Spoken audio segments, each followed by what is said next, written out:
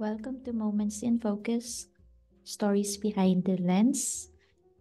This is Queen Princess Cruz, and in today's episode, I'm going to introduce myself. Of course, syempre, ba't ka nga naman makikinig sa akin? Hindi mo naman ako kilala, di ba? By the way, I am the owner and photographer of Baby Kingdom Studio. I am a newborn, maternity, and family photographer based in Cavite, Philippines. Mostly, yun lang ang genre ko. Pero nag-accept naman ako ng events. Right now, I am currently editing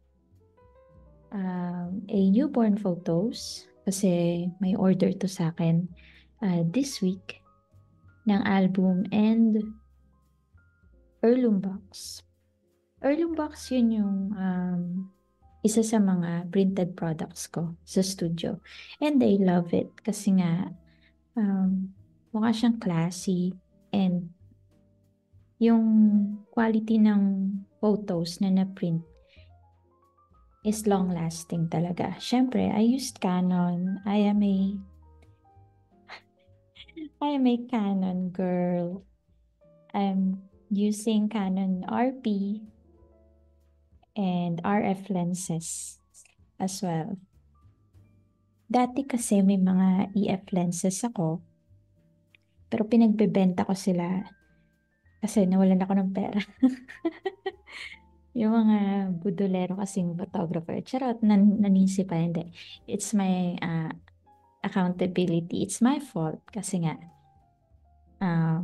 kung ano-ano nakikita ko online kakabili, naubusan tuloy ako ng pera. Also, I use the budget to pay for marketing expenses. Kaya, nag-switch ako sa mga RF lenses muna. Anyway, move on.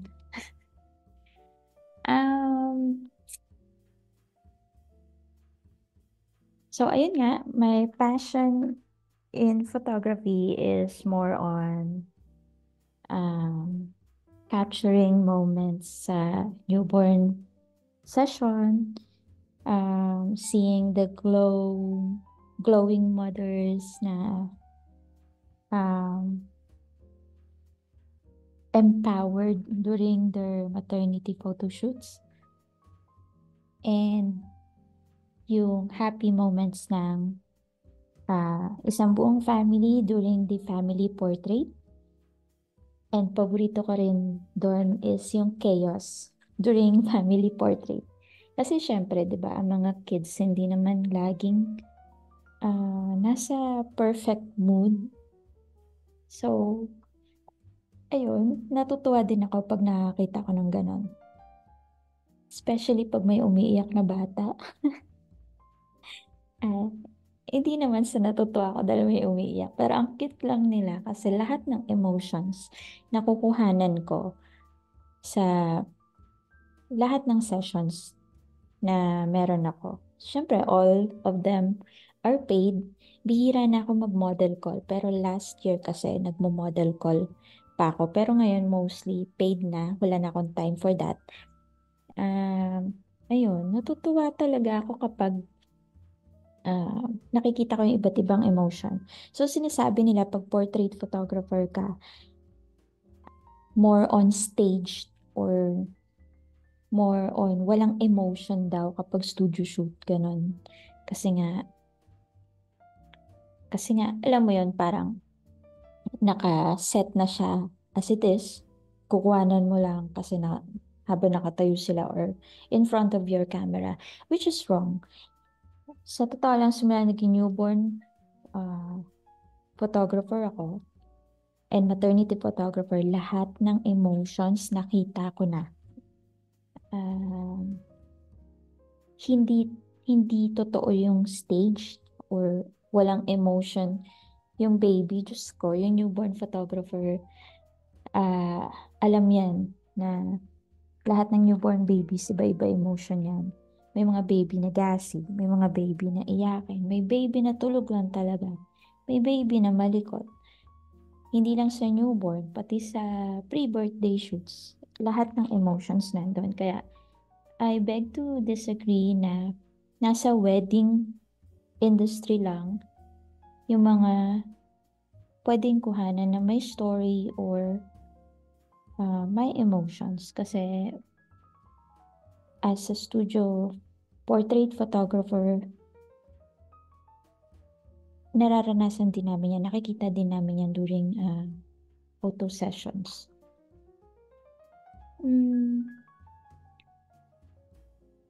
Inspirations ko, simula nag-uumpisa. Actually, before ako maging newborn photographer, isa ako sa mga cosplay photographer. So, I love editing or photo manipulation before nung nag-start pa lang ako. Kasi meron na naman kasi akong basic knowledge sa Photoshop kasi ginagamit ko siya madalas sa work ko dati. And dati kong work, actually until now, is digital marketing. So mostly nagmamanage ako ng mga advertisement or digital marketing materials for my boss remotely. Kasi ang boss ko ay taga UK and some of them are taga US. Dati yun. Ngayon, hindi ko masabi kung full-time photographer ako or part-time, pero meron pa akong isang boss na taga UK. This is an extra income kasi kaya ayoko i-let go. Tsaka hindi ko siya ma-let go kasi mabait talaga yung British na yun. I'm not sure if makikinig siya dito pero kasi nagtatagalog ako dito, I doubt na makinig siya dito unless i-translate niya. Pero ayun, I am so thankful dun sa boss na yun. Kaya hindi ko siya ma-let go, hindi ako nag-resign kasi he is so generous. Mabait siya. Also, flexi time ako sa kanya. Bali, part-time ako sa kanya, pero full-time photographer ako. Kasi mas marami akong time sa studio. Then, naisip ko, wala akong kinikita sa cosplay industry. Minimal lang yung fee. So, nag-isip ako, anong pwedeng genre na tingin kong mag-e-enjoy ako at kikita rin ako at the same time para ma-sustain ko tong hobby na to. Kasi dati talaga hobby lang to. My husband purchased a camera from my friend Carol. So, ayun, binili namin yon. And then, it's a Canon 750D. And touchscreen din yun yung camera na yun sa crop sensor. And syempre, nag-umpisa ako sa 18 sa kit lens. Yun, nag-umpisa ako sa kit lens. Kung ano yung binenta sa akin ni Carol, thank you for that, Carol. Kung hindi dahil sa'yo, kung hindi mo binenta yung camera mo sa akin, hindi ako photographer ngayon. Pero hindi. Actually, kahit wala pa akong DSLR before, mahilig talaga ako mag-take ng photos using my phone. And also, I have a digital camera nung bata pa ako. Also, I have a film camera nung elementary pa lang ako at hanggang mag-high school. Alam mo yun, dinedevelop pa na film yon. Ganun yung camera ko before. So I think I love photographing people and environment dati.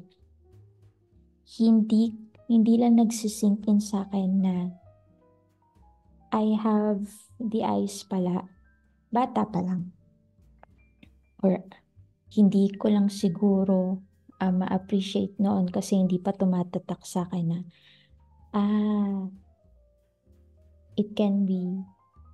it can be done pala. Achievable pala siya. Ganun. Or dahil wala rin akong pera dati pambili kasi ng camera. Kaya hanggang film lang. Pero ngayon, grabe. Ang mahal na ng film camera. Lalo na yung talagang lumang-luma na pag yun ang pinasok mo, sobrang mabubutas yung bulsa mo doon eh. Anyway, after that, realizing na gusto ko maging newborn photographer, I started Baby Kingdom Studio. But before I started that page, nag-research ako ano ang mga dapat gawin para maging newborn photographer. So, isa sa mga nakita ko is kailangan ko ng certification, training, how to handle baby, kasi wala naman akong anak eh. Anong alam ko sa baby, di ba? So, ayun, nag-aral ako noon. Nag-aral din ako ng safety techniques. Also, yung tinuruan din ako ng relative namin na nurse how to tawag dun sa basta how to save the babies from choking. And basta yung mga safety rules in handling babies. So, I have enrolled sa mga workshops like APNPI and Kelly Brown online and get my certification and then applied it during model call. Hindi ako nag-charge ng client when I started newborn photography. Lahat yun, free shoots.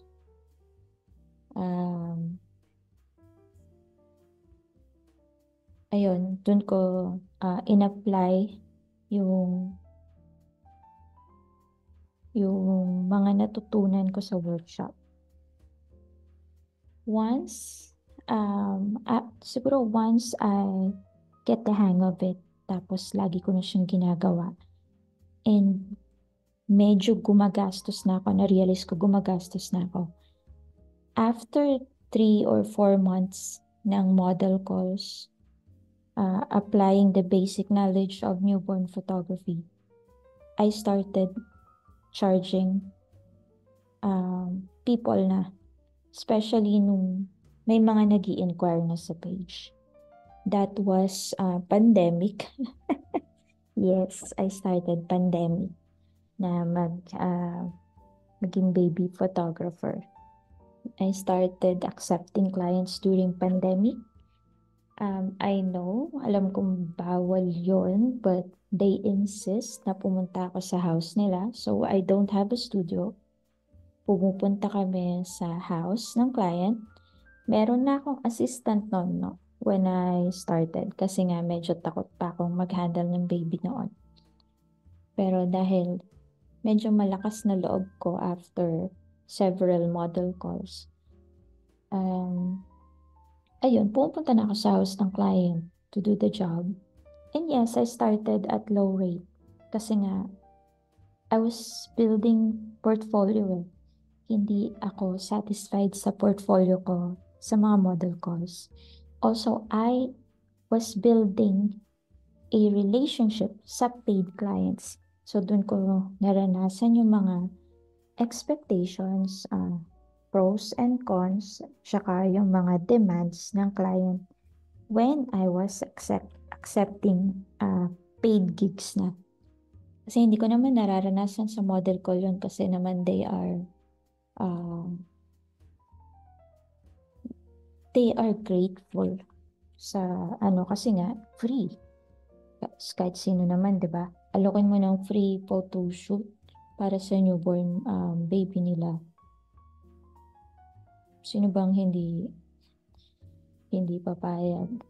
So, ayun, wala akong nagiging doon na personal experience or demand from a paid gigs. Kaya, ayun. So, thankful ako sa mga una kong client. That na nag-trust sa akin kahit na nag-uumpisa pa lang ako noon. Literally, wala akong likes Facebook page ng Baby Kingdom before when I started accepting gigs. And of course, naranasan ko rin yung mga ikukwento ko yun sa next episode or sa susunod na nag-guest. Kasi meron akong magiging guest next week. Hindi ko muna papangalanan kung sino. Pero meron kayong matututunan doon sa taong yun. Okay. So I have discussed the learning curve, milestone, and style. Style, I started sa style ni Kelly Brown before. I really like it. It's very simple, pero may impact. Pero syempre, may imposter syndrome ako before. Kasi lagi ko siyang ginagaya. Masyado kong idol sa kanya na I want to do every poses that she discussed sa workshop niya. And then I realized na I have to input my own style. Kasi limited lang yung resources ko, limited lang yung props ko. I can't do what she's doing. Kaya, ayun, medyo nag-evolve na yung style ko along the way. Meron pa nga akong isang naging model call before, as in wala akong dala kundi foam, beanbag, tawag doon, ayun, kumot, tsaka yung pang swaddle lang ng baby. I don't have flowers, baskets, or anything. Floor na na tig 250, floor backdrop na tig 250 pesos from Shopee. Yun yung unang-unang gamit ko. I posted it sa mga newborn photographers group na yung mga foreign groups sa ibang bansa.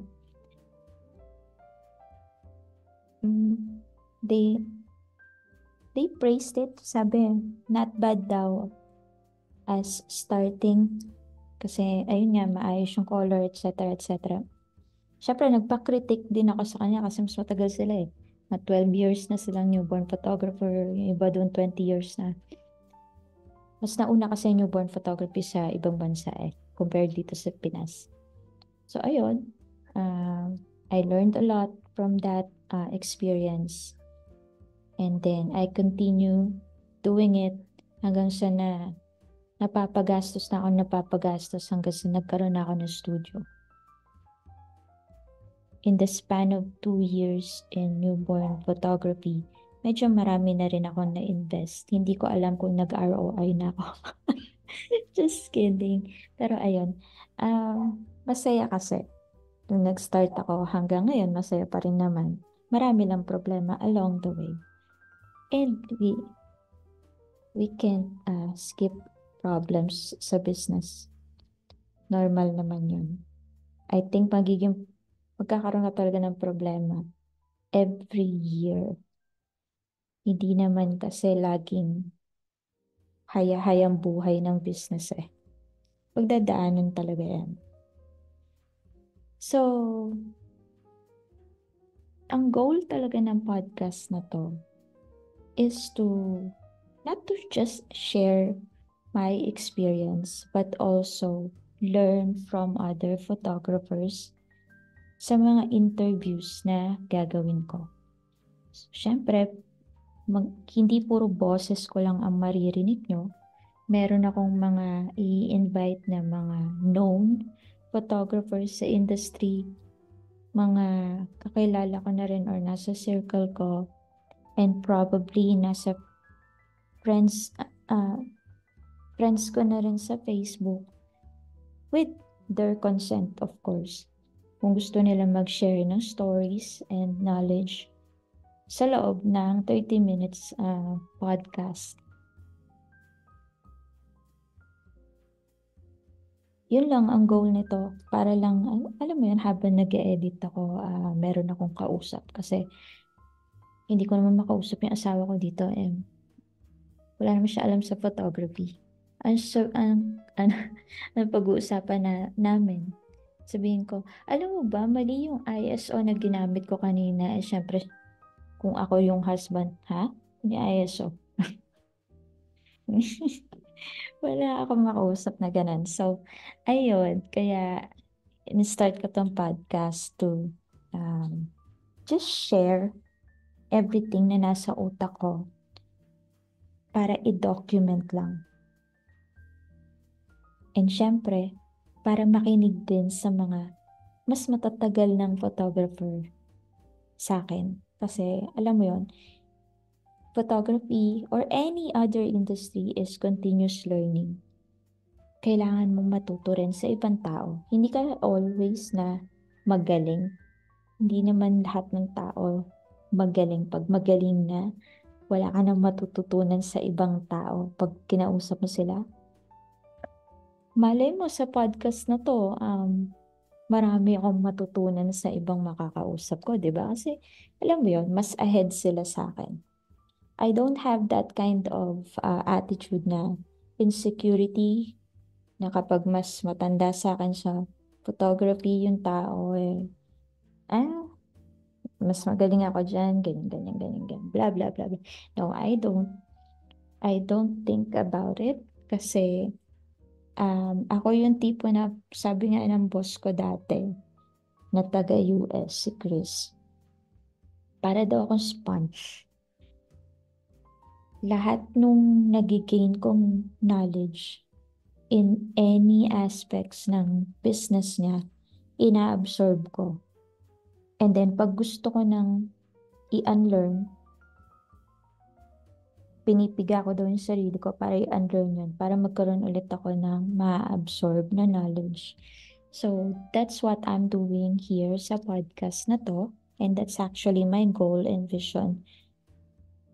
Hindi lang para sa akin, and para na rin to sa ibang makikinig, kung makikinig kayo, di ba? So, yun lang naman yung plano ko talaga dito. It's like a space where I can vent out my ideas, my frustrations dito sa journey na to. So, I encourage you guys to listen every week kasi mag-upload ako ng mga bagong episodes, and possible na mag-invite ako ng mga kilala nyo ng photographers or kahit hindi pa ganun kasikat na photographers. I will invite them to connect and to have a conversation. Hindi siya yung parang workshop conversation, but it's a conversation about our industry. Siyempre, yung sharing ng personal journey ng isa't isa, meron at meron ka pa rin makukuhang crumbs of knowledge doon. Kahit pa chismis lang yung pinag-uusapan nyo, meron at meron ka talaga mapupulot na aral sa taong makakausap mo. Hindi man kami face-to-face mag-usap, through Zoom or through a recorded call, meron ka pa rin matututunan sa taong yun. And I hope makinig kayo, and I hope you gain knowledge every week sa mga episodes na i-upload ko. And I want to invite you guys as well to join our interview list para naman makilala naman kayo or makilala ko rin kayo. Not personal, pero yung marinig ko yung sa inyo about our industry. Nasa sa inyo na yan kung gusto niyo lang makipagmarites. I am open for that, and I I know na alam nyo na paborito ko rin ang maging marites, lalo na tungkol sa mga low baller na photographers. Pero um, naging low baller din naman ako. I admit that. Pero hindi umabot ng 10 years yung pagiging low baller ko. Pag-uusapan natin yan sa mga susunod na episode. Pero ayun nga. Um, I want to invite you all to listen, to join this podcast so we can grow and we can give awareness sa client man or sa kapwa natin, photographers and videographers sa industry. Thank you for listening and talk to you soon, I guess. Bye.